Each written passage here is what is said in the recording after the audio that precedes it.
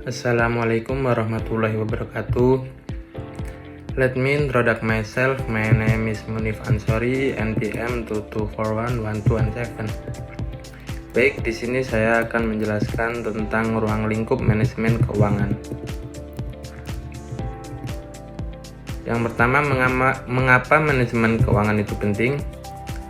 Manajemen keuangan adalah tulang punggung keberhasilan operasional dan strategis setiap organisasi. Tanpa pengelola keuangan yang efektif, perusahaan beresiko mengalami kegagalan likuiditas, inefisiensi, alokasi modal, dan akhirnya kegagalan bisnis. Yang pertama, memaksimalkan kekayaan. Tujuan utama adalah memastikan nilai perusahaan bagi pemegang saham terus meningkat melalui keputusan investasi dan pendanaan yang optimal. Yang kedua, pengelolaan risiko.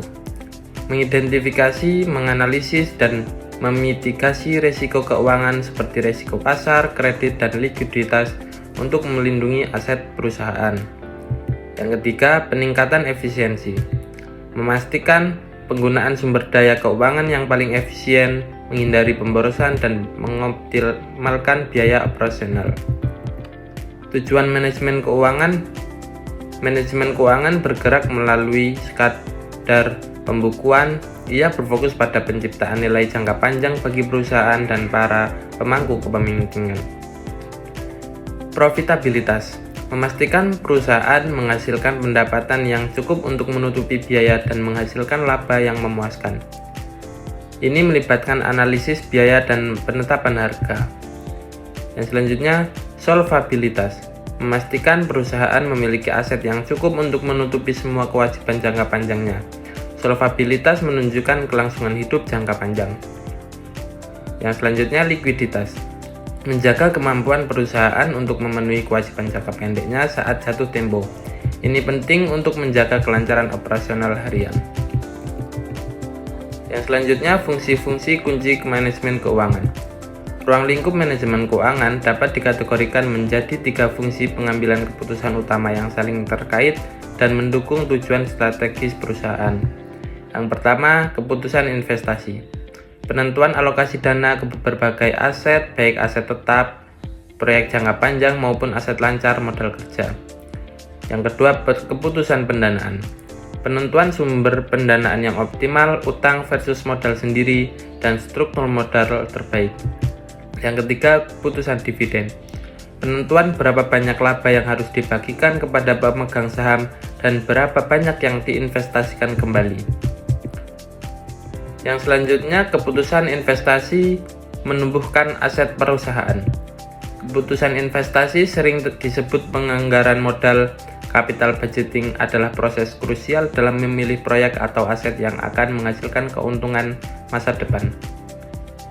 Evaluasi proyek jangka panjang menganalisis potensi keuntungan investasi pada aset tetap, misalnya pabrik baru, mesin, atau penelitian dan pengembangan.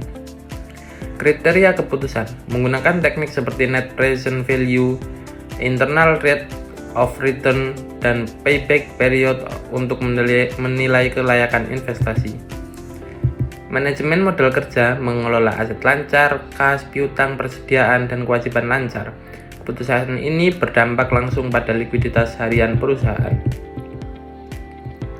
Investasi yang buruk dapat mengakibatkan modal secara cepat, sementara investasi yang cerdas adalah mesin pertumbuhan nilai perusahaan.